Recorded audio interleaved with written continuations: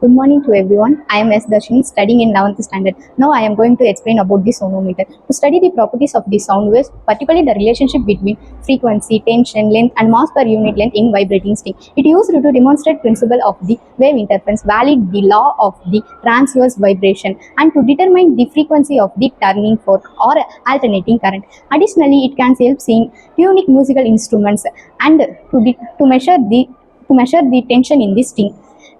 Now let's see the experiment.